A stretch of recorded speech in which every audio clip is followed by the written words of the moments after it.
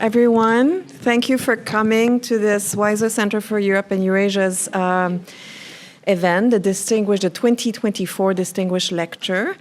My name is Geneviève Zubrzitsky. I'm director of the Weiser Center for Europe and Eurasia, and I'm the Weiser Professor for European and Eurasian Studies and the William H. Sewell Jr. Collegiate Professor of Sociology. And I'm very excited to welcome you today for this big event that is both a lecture and also not a formal opening. We had a soft opening of the exhibit of Joseph's photographs, but I think that this is serving as a more formal opening.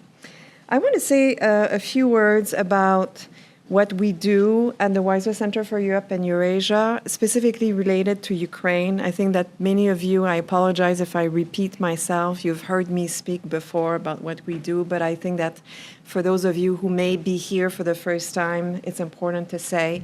So since, we've always had Ukraine as a key society, country that we studied and presented about.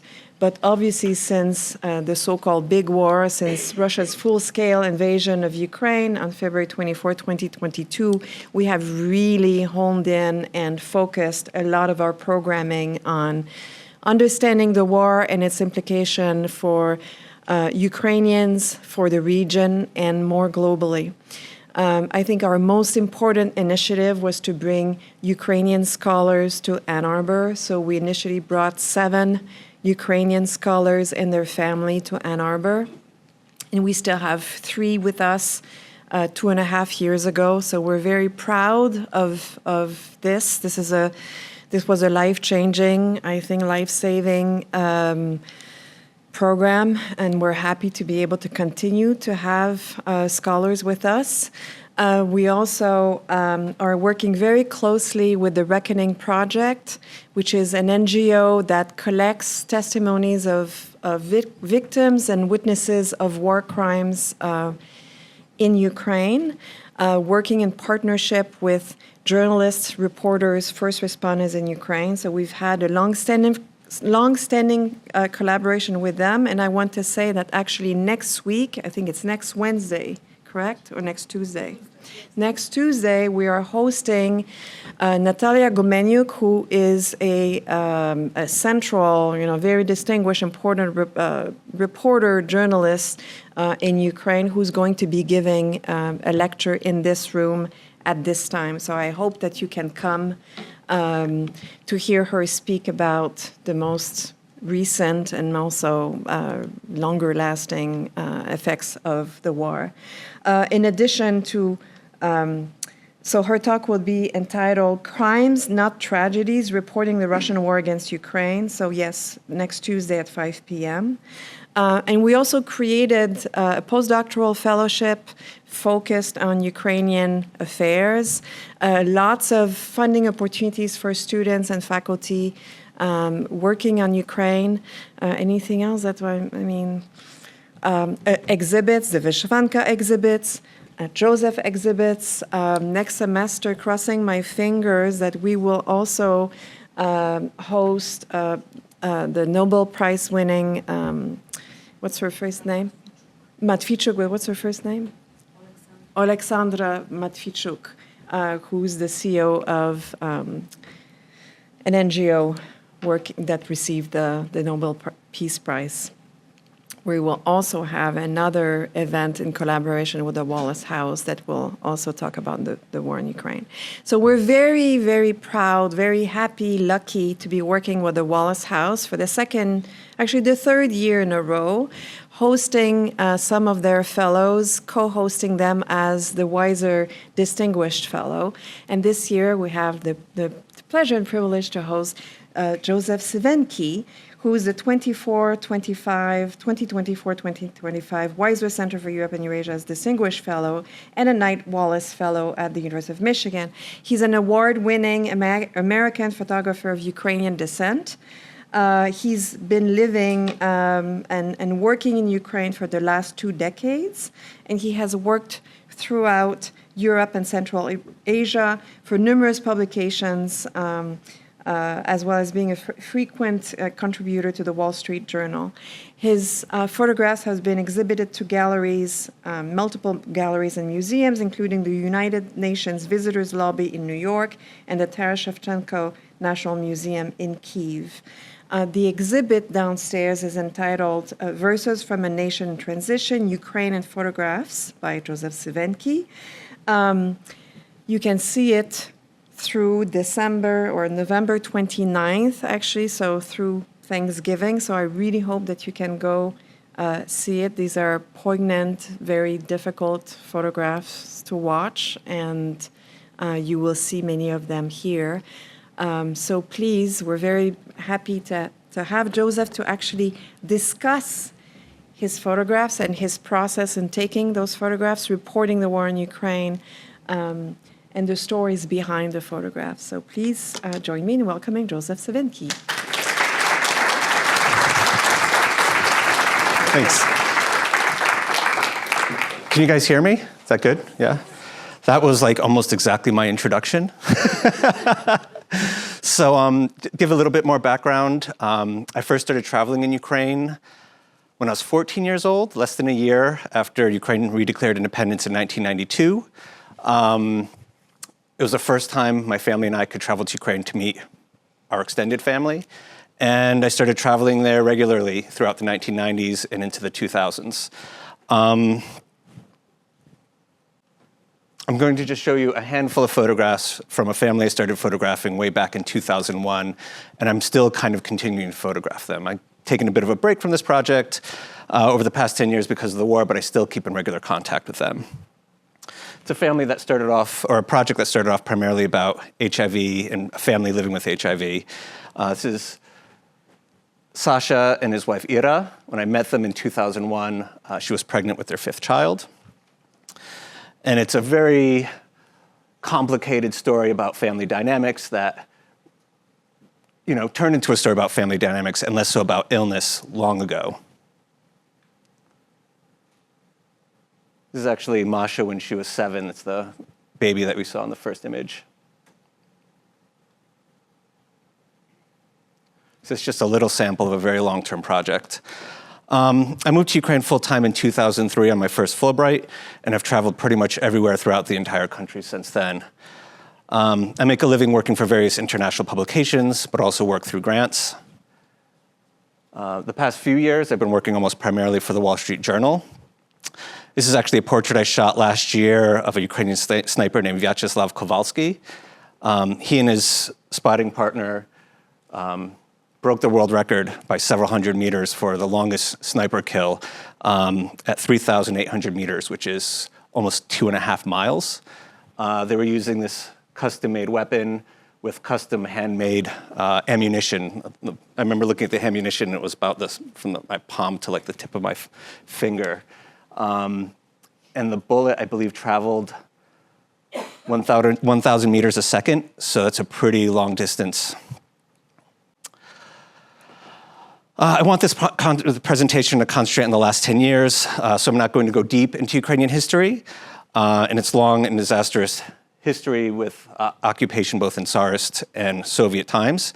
But before I begin discussing the ongoing full-scale invasion, I want to just share some images from Ukraine to start with. Ukraine is an incredibly beautiful country with a very fascinating history. It is rich in resources such as coal and steel. This is actually a steel plant in Mariupol. I photographed there in 2019. This plant has probably been completely destroyed along with much of the city. Ukraine was producing, before the full-scale invasion, 21.4 million tons of steel a year. Today it's producing, or last year it produced 6.2 million tons of steel. Ukraine is home to some of the best soil on the planet for growing food. The farmer holding these seeds told me, our black land is both a blessing and a curse because everyone tries to take it away from us. And in fact, Russia has occupied large swaths of Ukraine and has been stealing Ukrainian grain and selling it. And there are reports that they have stolen and sold about $1 billion worth of grain over the past 2 years. In terms of landmass, Ukraine is slightly larger than France and is the largest country in Europe. Here we see Ukraine in its internationally recognized borders. And just for scale, we're going to pull back a little bit and take a look at exactly how large Russia really is in comparison to Europe and Ukraine in particular. So Ukrainians are not afraid to protest. I've lived in Ukraine for many years, and I've photographed many protests and protest movements, and at least 2 revolutions. Even Ukrainian kids are not afraid to protest. This is early in the Euromaidan, long before it was, well, weeks before it was really a revolution. People were coming out to protest with their families, with their children. It was somewhat joyous. And we see these kids holding a European Union flag. The revolution really began in earnest on December 1st, 2013. Excuse me. So what happened was, riot police were sent in to beat student demonstrators in the middle of the night, the end of November, and Ukrainians were quite upset, and they came out to protest. And this is when the revolution really started. I don't know if some of you might remember this large kind of Christmas tree that was set up. I climbed up to the top as high as I could without being absolutely terrified and photographed from there to try to get the best vantage point. But this photograph really doesn't do it justice. Khreshchatyk Boulevard goes down to the left, probably half a kilometer, and it was just packed with people. Same with the direction to the right and in behind me as well. There's probably 1 million people in the streets, primarily from the capital at this time. This is Hrushevsky Street, just a few hundred meters from Parliament. This is in January. Police had set up a line of vehicles to stop demonstrators from marching towards Parliament, and they went anyway. Scuffles broke out, and someone set these police vehicles on fire, and these were the first burning barricades of the revolution. This is probably just 30 minutes or so after I made that image of the burning barricades. This is a wounded demonstrator who had been brought out by other demonstrators on what looks like a stretcher, but really it's actually a police shield that they had commandeered from riot police. This is one of the many barricades that were built by activists. In the beginning, people were building them out of snow and just filling like sandbags with snow and piling them up as quickly as they could, and then it would warm up and rain and they'd melt, and they'd have to rebuild them. The police would destroy them, they'd rebuild them again. And in fact, I remember seeing like engineers coming by and they were helping to design these things. It's a demonstrator throwing a petrol bomb at police, which the police were also throwing back at them.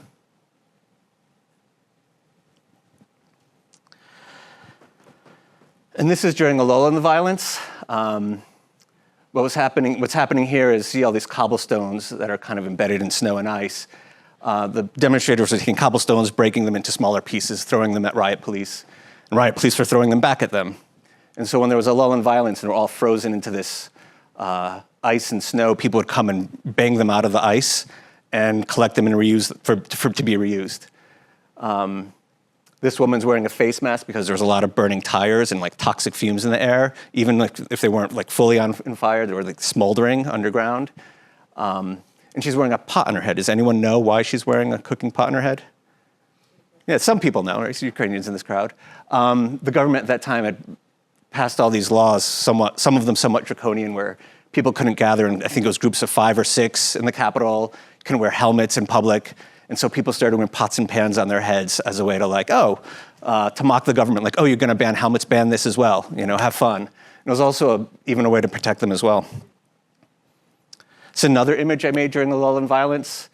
People would kind of show up afterwards, making their Instagram images. So yeah, right.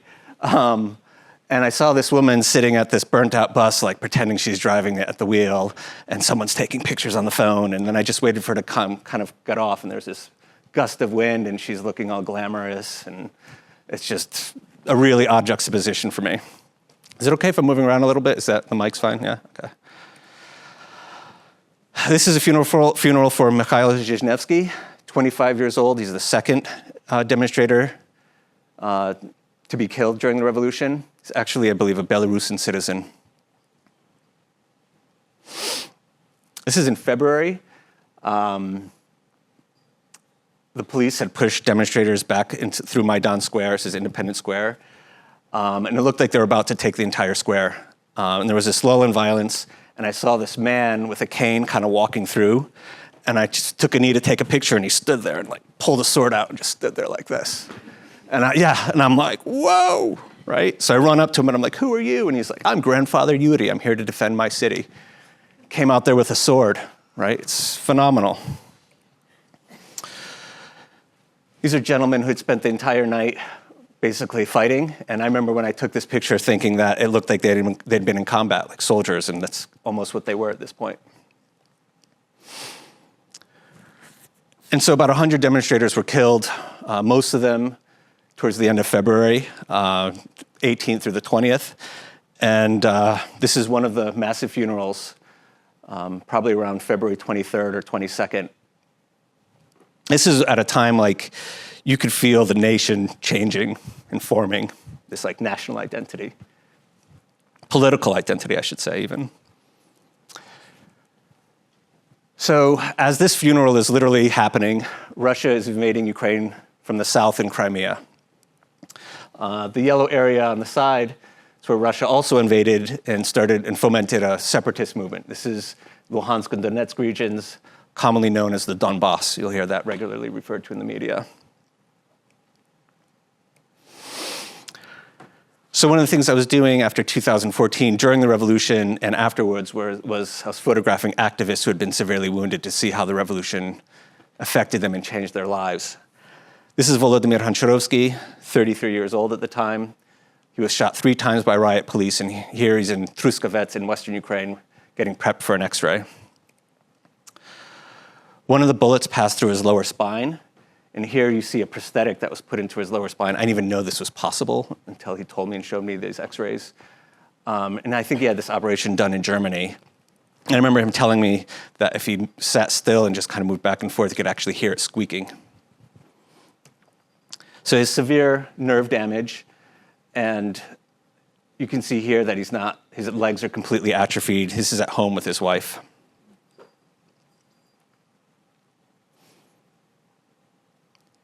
Here he is in church after the christening of his son. And here he is leaving church afterwards. During the Soviet era, people with disabilities were basically hidden from society. There was no access for people in wheelchairs. Elevators are really narrow, stairs everywhere.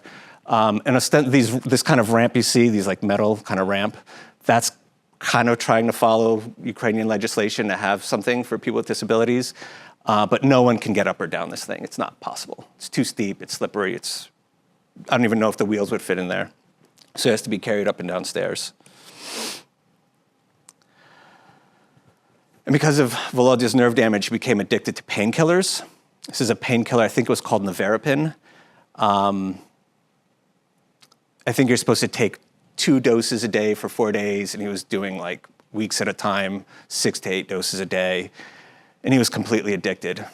That's his older son next to him playing video games, who's actually now a police officer, and that's his youngest son who was born after he was wounded.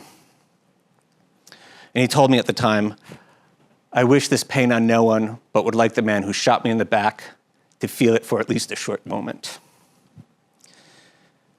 And here he is with his son Nazar, just 2 years ago. Basically still in the same shape that he was earlier. And just outside his home in the winter. So when Russia launched its full-scale invasion of Ukraine in February 2022, it occupied large swaths of northern, eastern, and southern Ukraine. Came in from the north, east, and south, right?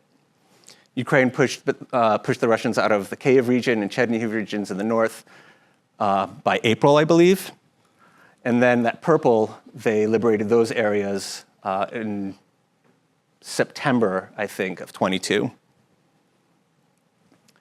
This is more or less what the front line looks like now. It's about 1,000 kilometers long, constant combat, 24/7, every weapon system and warhead you can imagine, except for nuclear weapons, is being used along this front line.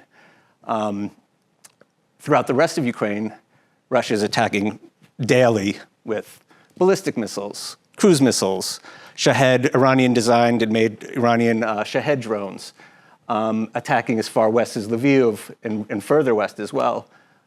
This is happening every single day.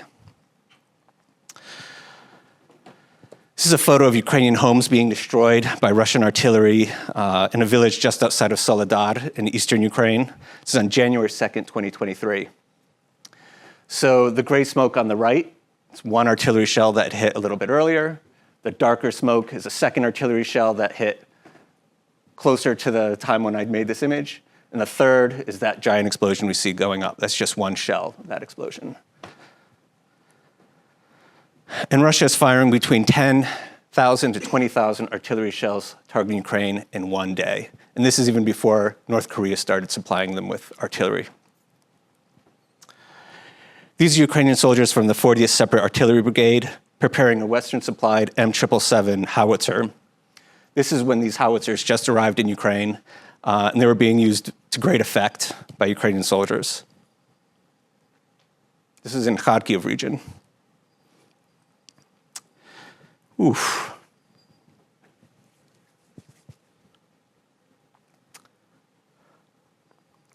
That's my cousin Bogdan in the middle there. And that's his son, also my cousin, Taras.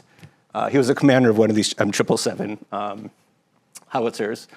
And he was killed by a ground rocket attack just days before he was supposed to get a promotion, and he was going to be pulled back further from the front. This is in Lviv in Western Ukraine. 3 soldiers were being buried at the same time. This is Ofelia Yershova as she examines the remnants of the home she grew up in. This is in Kharkiv, which is a city that had a pre-war population of 1.2 million people. At this time, I think there were several 100,000 left. This is in the summer of 2022. After I made this picture, I talked to her a little bit, and she said that she had pulled her mother out of this building 2 days before this airstrike that destroyed it. Saltivka is a residential area. There's no military targets there whatsoever. It's a sleeping region for the city. It was hundreds of thousands of people lived there before the full-scale invasion. It was practically empty. It felt like being in Pripyat in the Chernobyl exclusion zone. Every building was either destroyed or severely damaged. It's the kitchen table of Valery Yakushkin's home in Biskvitne. This is just 7 kilometers east of Kharkiv. You can see that the table was prepped for breakfast or lunch before his house was destroyed. This is Oleg, a retired man from Luhansk region. This is, he fled to Ukrainian-controlled territory after 2014 when the occupation there started. This is in 2019, close to the line of control in Stanitsa Luhanska. And so initially the war that started in 2014, up until this full-scale invasion, 14,000 people were killed in those 8 years. This is Anatoly Polyakov. He lives with a disability. This is also in Biskvitne, just east of Kharkiv.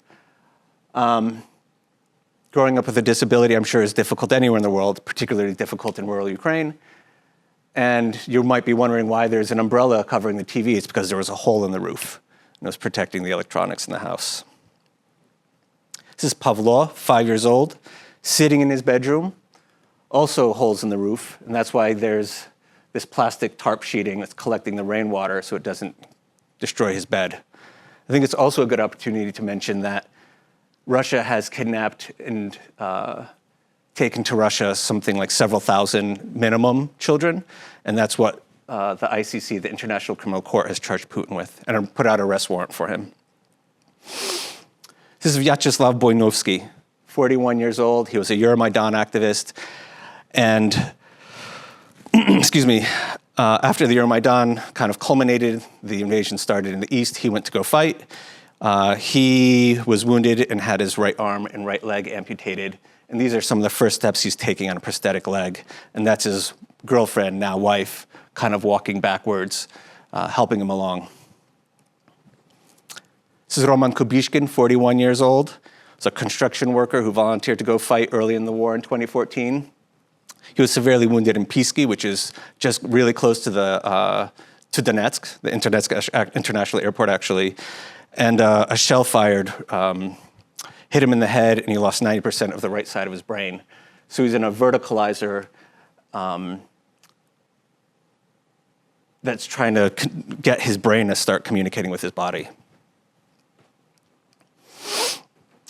This is Sasha, 29 years old. He'd been serving in the Ukrainian military since 2011. In 2014, he was captured by Russian soldiers and separatists, strung up onto a pole, and tortured with a small knife, and that's what the scars are on him. He was still serving in the military in 2015 when I made this image, and I haven't seen him since, but I was on the phone with him in 22, and he was serving in the military still. This is Taras Shevchenko, 23 years old. He's a grenade launch operator. He was severely wounded by a sniper. I believe the bullet entered through his hip, but kind of how ballistics go, it doesn't just kind of go straight through in a line. Bullets can kind of hit your body and hit a bone and then ricochet around inside, and he had an incredible amount of internal bleeding and damage, and he almost died. It was always tense when I was in this hospital room photographing him and some other guys. And this is the first time I saw him relax, and it was because his girlfriend came to visit. This is Vasil Pelish, 19 years old. He also was an activist in the Euromaidan, went to go fight early in the war. He had been captured by Russians and separatists, and they saw that he had a Ukrainian trident symbol, which is a symbol of the state, tattooed on his arm. If you see pictures of Volodymyr Zelensky, he has these trizim embroidered on his shirts and sweatshirts. So they saw this symbol, threw him up against the armored vehicle, and hacked off his arm with a hatchet. Early in the full-scale invasion in 2022, he went back to fight, and he was killed by a sniper. And here he is. This is during his funeral in his home in Stary Sambyr in western Ukraine. That's his mother, Tanya, and his wife, Albina, who was also volunteering with him on the front lines. She's a medic. And shortly after this funeral, she went right back to the front. This is also his funeral in Stary Sambyr. This is Volodymyr Kowalski, 32 years old. He's an engineer and a very successful engineer. He was wounded in 2016, I believe in Debaltseve. Here he's visiting his wife, who was pregnant at the time, in Kyiv. And these are training prosthetics. So these are the first days he's walking on these things, trying to get his legs prepped up for prosthetics. They actually lived in Bucha, which those of you who know was a scene of horrific war crimes early in the war. He went to go fight on his prosthetics and was killed just outside of his home. And that's his wife Katerina visiting him in the cemetery in Bucha.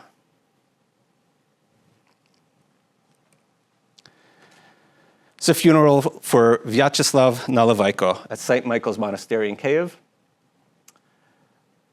He's originally from Kharkiv. He and his wife and child moved to Hostomel, which was also the scene of horrific war crimes early in the war. It was a city that was key to Russia's attempts to take the capital. He went to go fight. His wife and child barely escaped alive from Russian occupation. And this is his wife, Irina Naливайко. I photographed her about 2 months later. And what she told me was, this war brought Ukrainians together. For some reason, sorrow brings people together more than joy. I just don't understand how Ukraine and Russia will live next to each other moving forward. They think they can just scare us, but they did nothing but enrage us. There's only anger towards Russia, and it will be this way for several generations. It's a really tough image. This is Artur Haltsov. He's from what was then Dnipropetrovsk, has been since renamed to Dnipro. He's being fed through a tube that injects food directly through his nose. He went to volunteer to the front line in 2014 and 15. He saw his best friend torn to pieces in front of him. He had severe PTSD. He was hospitalized and attempted suicide by jumping out of a window and was unsuccessful.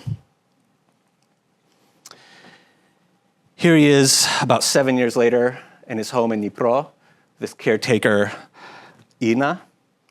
I'm happy to report that actually, in that first image we saw, he could not feed himself, he could not talk, he could not move. Now he can actually get around in a wheelchair, say basic phrases. He actually knows he has a mental disability. He kind of points at his head like, I have these issues. But he can get around a little bit on his own, but he needs full-time care. These are surgeons at the Kyiv City Burn Center preparing to perform a skin graft on a 23-year-old Ukrainian Special Forces soldier named Vadim Hodovhruk. He was wounded near Debaltsevo on the second day of the armistice commonly referred to as Minsk II. There were two armistices signed with Russia, and neither of them held for any time at all. Here he is in the intensive care ward. Here he is about 2 months later, celebrating his 24th birthday in a park in Kyiv.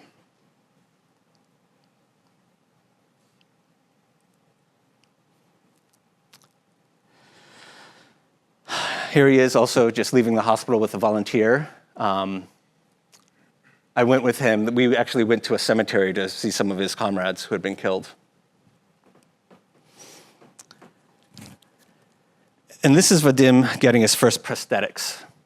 So you see these kind of training prosthetics further to the right, and those are his real prosthetics, or like kind of his full-time prosthetics on the left. And I remember him talking about, he wasn't saying like, oh, I can't wait for my prosthetics. He just kept repeating, I can't wait for my new legs. I can't wait for my new legs. And he was really excited about this. It's actually, you can see he's a triple amputee. He also lost his left hand. But if you saw him walking down the street, you'd have no idea. He's tall, confident, well-built, handsome. And he just got up on these things and started walking. He even drives a car. And this is years later. This is in 2019. He was still serving in the military, and he was given the position as the director of his regiment's museum. So he would give tours to school kids who would come through. And I just kind of love that it's kind of a happy story. This is Cemetery 18 in Kharkiv. These are all military deaths from Kharkiv city, and maybe from some of the nearby villages. I had visited this cemetery about a year and a half earlier, and there were 2 lines of fresh graves, and this, I think I counted 600 new graves in that time, and expanding constantly, as you can see. This is Junior Lieutenant Alexander Darmoroz, 30 years old. He's praying at a church just outside of Kyiv. A mine blast took his left leg below the knee and his eyesight, so he cannot see at all. This was in 2016. And I remember thinking after the full-scale invasion that I wanted to get back in touch with him, and I was like, how am I going to find him? He had his wife's phone number, wasn't working anymore. And sure enough, within like a year or so, someone had posted on social media his YouTube channel, and he's actually working as a military psychologist, and he's posting on YouTube all the time about like what to do if you're feeling stressed out and you have PTSD and things of that nature. And I wrote to him, and he wrote back within minutes, which shocked me. And he was like, come visit when you can, but I just didn't have time to line it up before coming here. So the Wall Street Journal recently reported that approximately 1 million people have been killed or wounded on both sides in this war. I actually think that's a very low estimate. I think it's quite a bit higher. Russian casualties are probably around 600,000 plus. Could also be quite a bit higher than that. This is Article 2 of the Convention on the Prevention and Punishment of the Crime of Genocide. I'll just leave this up here for 30 seconds or so and let you read it. You can make up your own mind.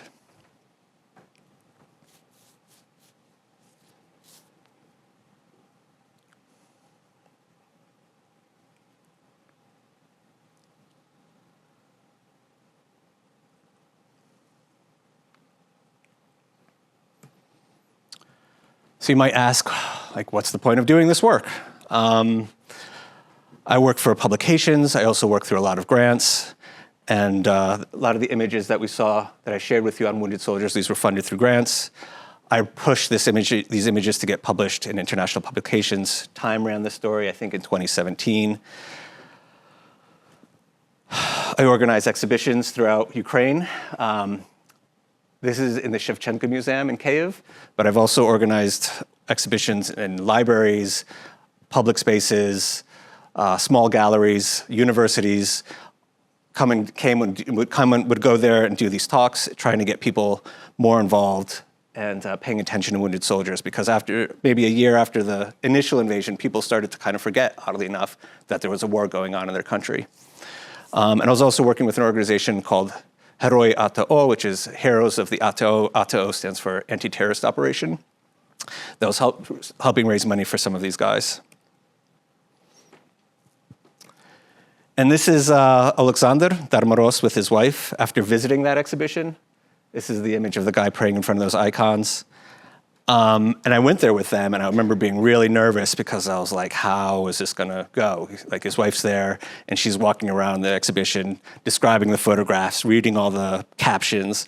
And then when they got to their photographs, which are, I think these over here, that's him and his wife. And I got really nervous, and then I saw her like reading all the captions and describing the images, and I saw him like smile and like nod his head, and I was like, oh, okay. That's it. Any questions?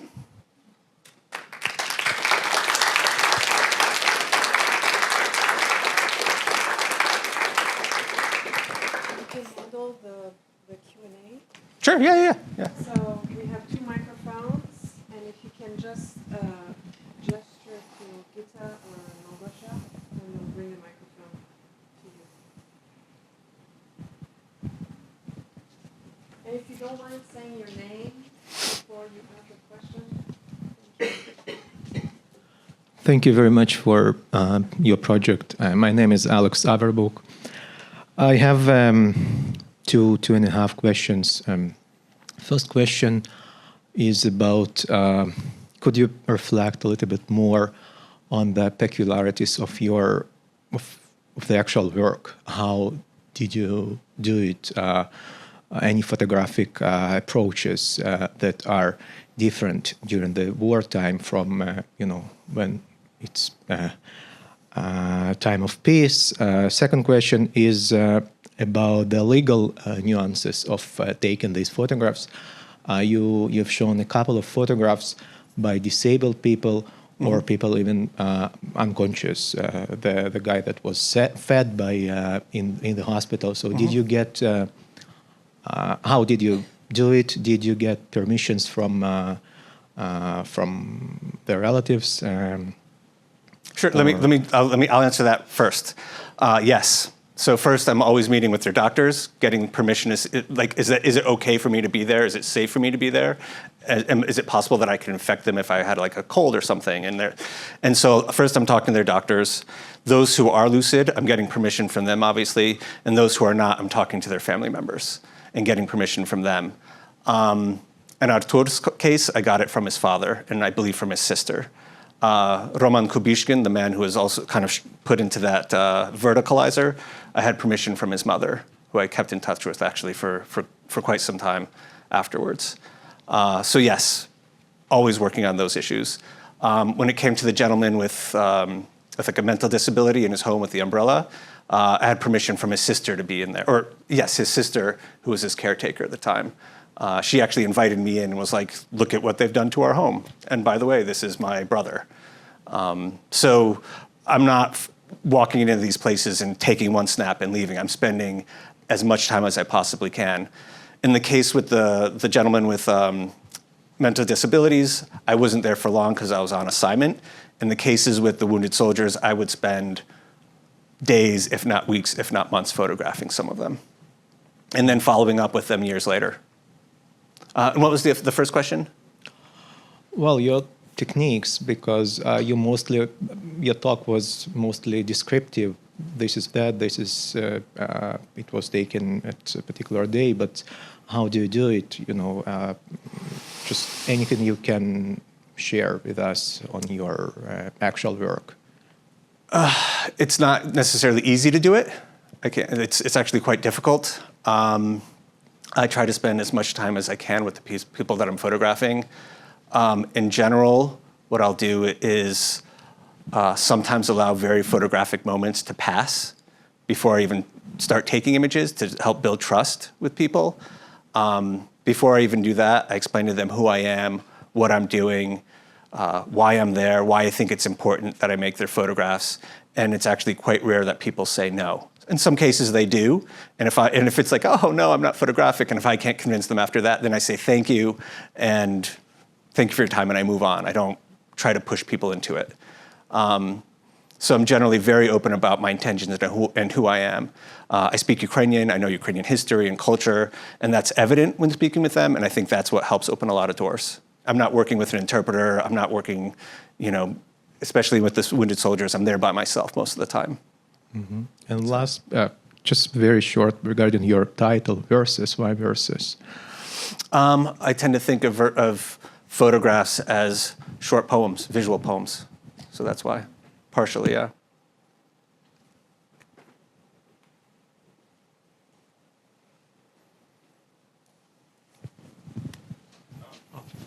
Should they go to them?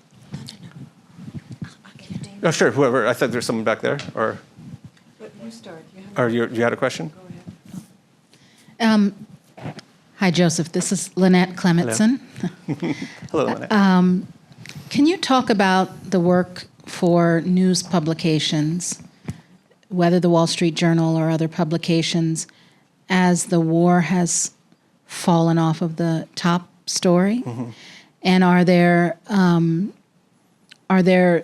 stories that may not have moved forward, but you had an image that, you were able to talk past an editor and get a story published that wasn't on the story list for the day? Or how are you working now that it's not the top 2 stories every day? It's gotten a lot more difficult to pitch stories. Most often when I'm on assignment, it's because there's a journalist working and I'm being attached to them. There have been a few cases where I've pitched stories that have gone forward, but that's getting much, much harder. You have to kind of package it to something larger. So like as the Olympics were coming up, I was trying to pitch stories that, dealt with wounded civilians and soldiers who were athletes who lost their chance to go to the Olympics. I had some success with that, but I couldn't finish it off. I couldn't finish the story through for various reasons. But that's getting more difficult to do, yeah. Yeah, absolutely.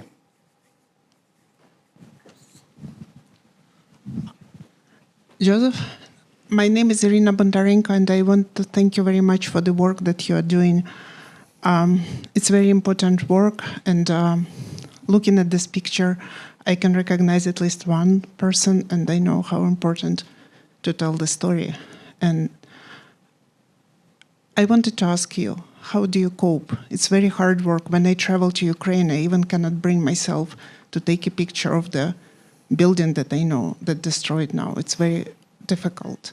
And what you take, it's very hard what you take on your heart. Can you talk a little bit about how do you cope with the heavy load that you're carrying? I'd say it's actually harder not for me to take pictures. So being here is actually harder than being in Ukraine and working, oddly enough. That might be hard for some people to fully understand, but that's how I feel. I know that's how a lot of my colleagues and friends feel as well. So, yeah, I hope that answers your question. Hi. You've talked about the idea of like a nation in transition. Obviously, it's like the subtitle of the talk. And I think obviously for the last decade, it's been this transition from a more disparate national identity to a very like cohesive political nation in Ukraine.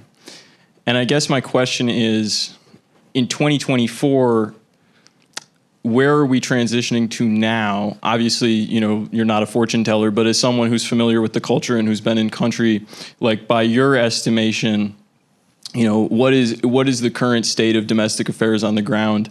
How is the situation on the home front? And, if you have any loose thoughts about prognoses, I'd be interested to hear what they are. When it comes to identity, Ukrainians identify themselves as Europeans. Absolutely, that had been the general trend since independence, and only growing more and more so since. It was very slow at start. Then during the Orange Revolution in 2004, it kind of picked up, slowed down again, and then took off during the Euromaidan and afterwards, and then just a rocket ship after 2022. It came down to people who were predominantly Russian-speaking, suddenly only speaking Ukrainian by choice. People don't identify themselves as an ethnicity. It's now like a political nation. You know, Ukraine is a country that is about 86-87% Christian, mostly Orthodox, but we have a Jewish president who won with 74% of the electorate in a democratic election. We have a Muslim defense minister. You know, this is to me, it seems a very progressive place in many ways. On the ground, life is pretty tough, the closer you are to the front line. Further away, the war can come to you at pretty much any moment. There's an incredible amount of resilience, but people are also tired at the same time. In terms of prognosis, it's absolutely impossible to predict what's going to happen. We have a presidential election that we don't know the outcome of in just a few weeks. That will change things. European elections will be coming up soon as well. That can change things. The only thing that I'm absolutely confident of is that Ukrainians will continue fighting, no matter what. So if they have to change tactics and fight a different style of war, they'll do that. You know, when Russia was preparing for the full-scale invasion, the one thing I was confident of is that Ukrainians would fight. I just didn't know on what scale the invasion would be and how tough the fight would be. I knew the fight would be extremely tough, but I wasn't sure like on the scale in particular. And the thing I was certain of was that Ukrainians would fight back, and I'm still certain of that.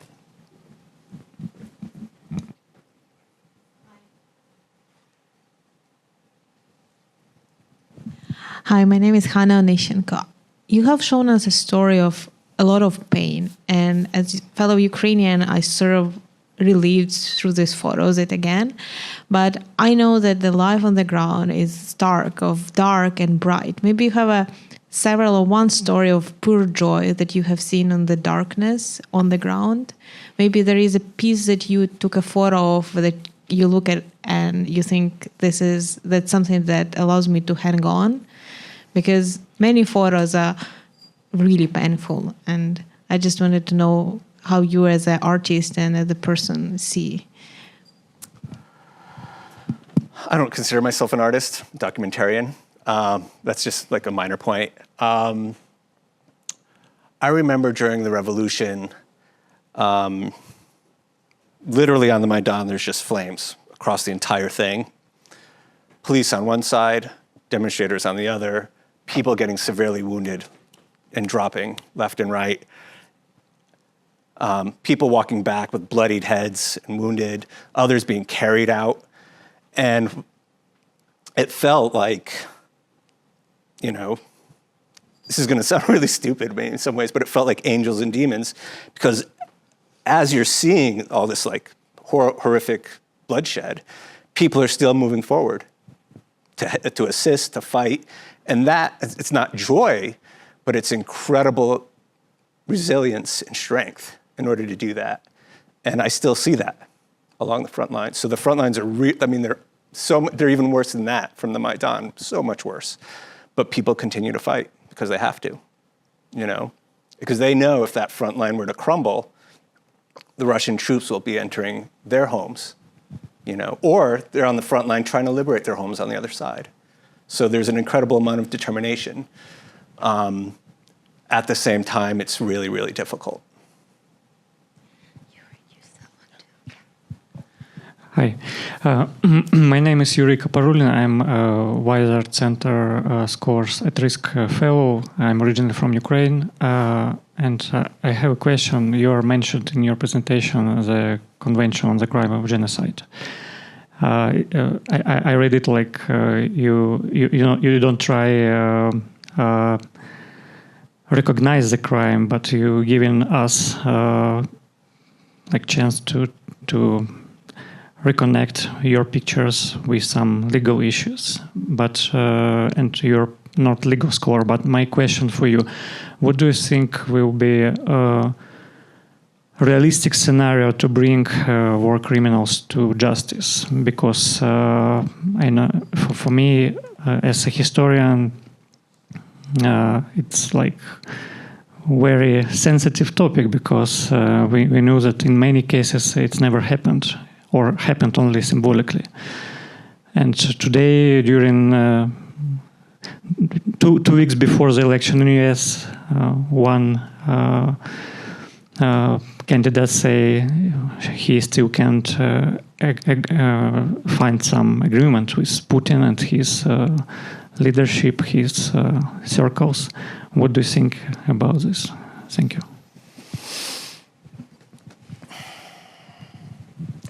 I am certain that Russia is actively committing war crimes. I see them. I live through them. I meet the people who are victims of them. I speak with them regularly. You know, I live in Kyiv. I've had missiles whistle over my home. You know, and more so than that. So I know what's happening. I see it. But I'm also a journalist, and I have to stay as objective as possible. In terms of how people can be brought to justice, that's a whole nother, I mean, I don't know how to comment on that, to be totally honest. You know, people have been brought to justice in former Yugoslavia. People were brought to justice there. And in other nations as well. It takes sometimes decades for that to happen, but sometimes it happens. So we'll see. Yeah. Hi, Anna Mueller. First, I want to say this is incredibly moving and incredibly important, and thank you for doing all this work. If I understood well the initial presentation, I think you do exhibits in Europe, in Ukraine, right, and in the United States. And I assume that you are your own curator, you select your photos. Yeah. So if you could comment maybe on those different audiences, and whether in selecting your photos, curating your exhibits, you think of the message you want to pass, the different messages you want to pass to different audiences, and what that would be. What is your goal for those different audiences? What is the goal for showing those photos in Ukraine versus, for example, Western Europe, United States? So yeah, after in 2014, 15 through I think 19, I was showing this work fairly regularly in Ukraine, particularly on the wounded soldiers and activists. The idea for the project wasn't necessarily for an international audience, it was more for a Ukrainian local audience. And I was making the works with that specifically in mind. I wanted the images to have as much emotional impact as possible. I wanted them to be accurate in terms of text, and I wanted them to be visually accurate as well. I'm not posing pictures unless it's obviously a portrait and I label it as such. So these are all very reportage. I'm the fly on the wall, waiting for things to happen. After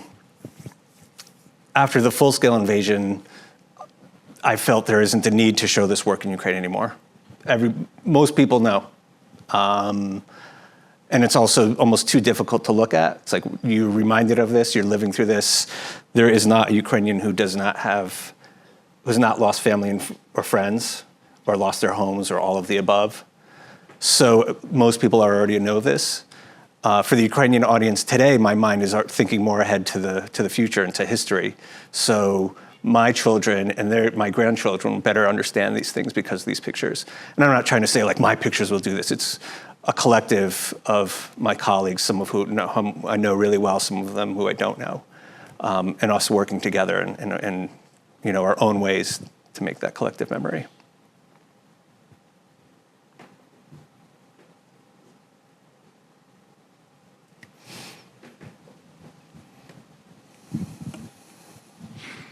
Hello, Howard White here, neighbor and friend. How has being in Ann Arbor, being at the U of M, being at the Knight-Wallace House, how's that affected your viewpoint? Have you made new discoveries, new insights into your work, and how to go forward? Where do we go from here? It's odd being here still. In Ukraine, there are no civilian aircrafts in the air. So if you hear something in the air, it's military. Sometimes you'll hear Ukrainian fighter jets, depending on where you are. Sometimes you'll hear and see them. Sometimes you also hear and see military helicopters. But generally, things flying in the air are usually Russian missiles and drones. The Shahed drones in particular sound like a lot of the planes flying around Ann Arbor, oddly enough. So I'm not saying that I have flashbacks or PTSD or anything like that, and it's not like I get unnerved, but I notice it and I'm like, that's weird. Oh, there's a plane in the sky. I'm still not used to that. There's actually a photograph that I made of someone that I cut out of this edit, a wounded soldier who's actually in Minnesota right now doing physical therapy. And I was like, oh man, I'll go to Minnesota. I'll go see how he's doing. I'll make some pictures. And I looked on Google Maps. I'm like, oh, it's like a 10-hour drive. And I was like, oh man. And I was talking to someone and they were like, well, you can just fly. I'm not, see? But you see, in Ukraine, we don't think about flying anymore. We think about how long is it going to take to drive there or to hop on a train or a bus or something, because it's just my mindset still isn't there yet. So, but being here is also lovely because it's just a good break as well. It's giving me time to reflect, time to think about some of these traumas that I'm photographing and witnessing and experiencing and looking at them from an academic standpoint. So I feel like I have an incredible amount of hands-on experience, but it's good to kind of study these things from another perspective. So it's been great.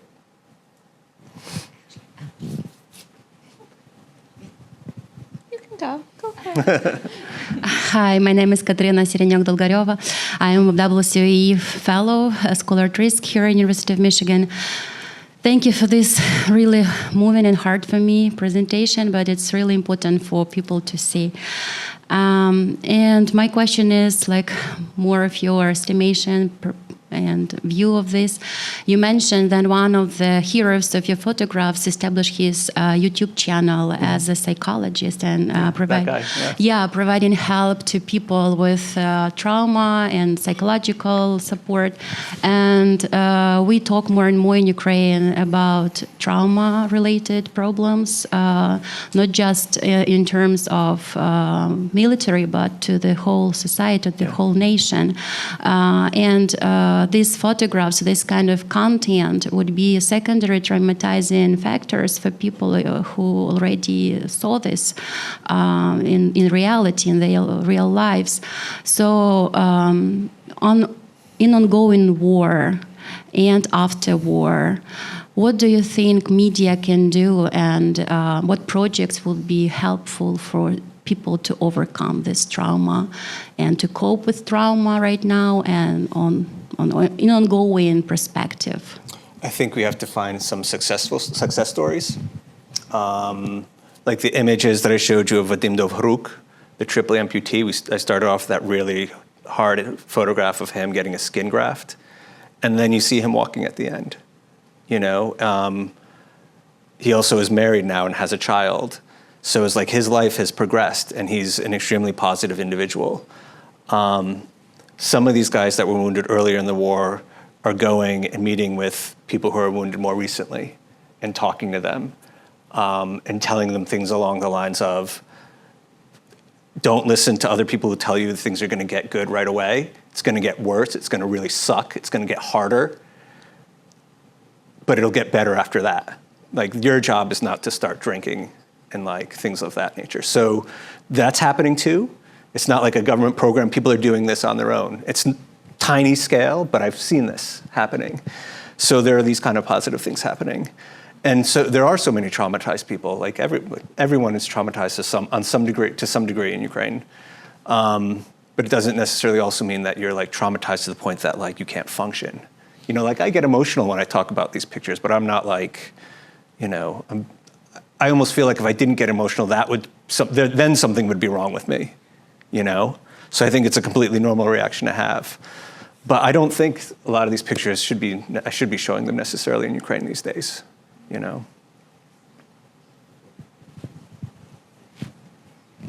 Oh, is it on? Okay. Can you hear me? Yeah. Okay. So Joseph knows who I am. I'm Ashley Bates. I'm the Associate Director at Wallace House. And my question is kind of related to Katerina's question about trauma. I'm curious about how you talk to your kids about the war and about your work, and also any like community level work happening in Ukraine to support kids like in schools with obvious trauma that they must be experiencing from the ongoing. I think kids are a lot more resilient than I think we give them credit for. I think most people are. My kids have seen aspects of the war, but they haven't been, depends on how you define close. They hear a lot of things.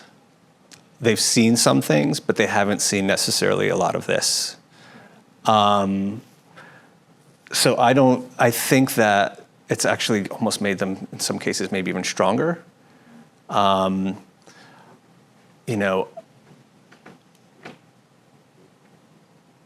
terms of schools and how schools are doing, some are trying to tackle it, but not many, probably. Whenever there's an air raid alert, which is practically daily throughout the country, if the kids are in school, they have to go into the basements. We call them bomb shelters, but they're really just basements, So sometimes there's a real direct threat that has to happen. Other times it's just a threat, and they have to do it just in case. That's detrimental to education. So here, sometimes I hear people saying, "Oh, these American kids, they're still getting over COVID," and I'm like, "Oh my God, these kids go in basements and they're still learning. They're learning in the basements. They're learning in subways. So some schools don't have basements, so they go into the subway system to learn, and they'll continue teaching there, on platforms while subways are going back and forth. So, yeah."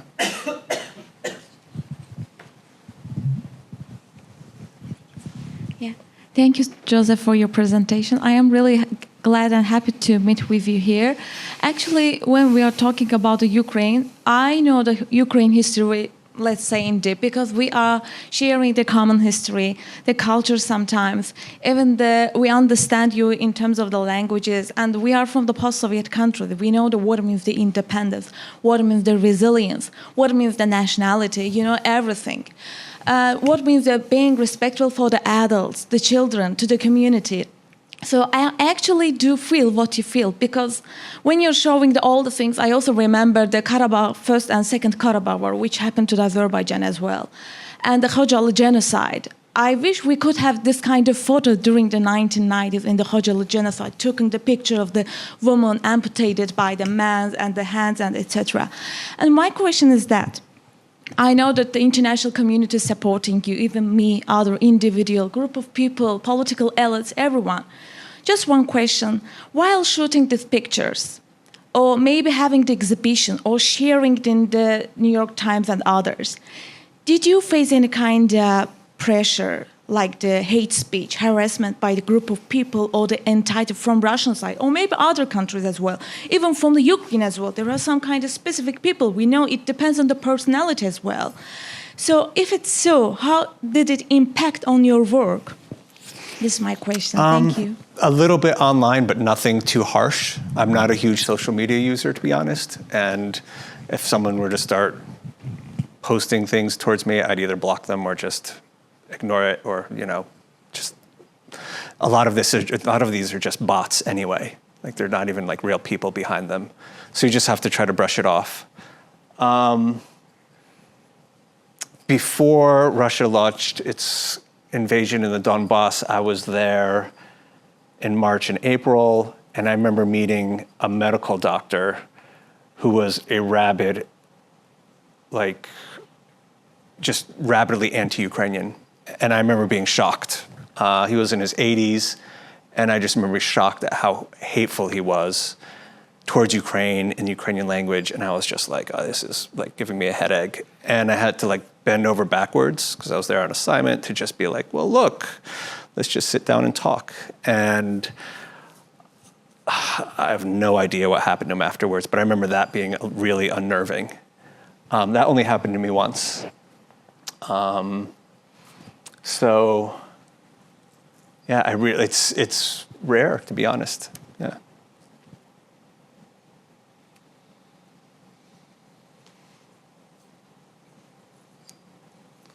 Done. Thank you. Oh, one more. Can we do one more last question? Is that okay? Hi, I'm Haley. I was just wondering if you've ever faced, louder. If you've ever faced like political repression or people trying to like censor your photographs or not publish them because of like a political motive. No, Awesome. not once. No. I work primarily for Western media outlets, European, American, and even there were short periods of time where I was working for some Ukrainian outlets. Never. No. Thank you very much, Joseph. And I invite everyone to visit the exhibit on the 5th floor. Now that's a little bit tight to go, and there's 15 minutes, but it's going to be here until November 29th. So think, though, that that's the Thanksgiving holiday. So plan to come and take your time to visit the exhibit. And thank you for the work that you do. Thank you. Thank you.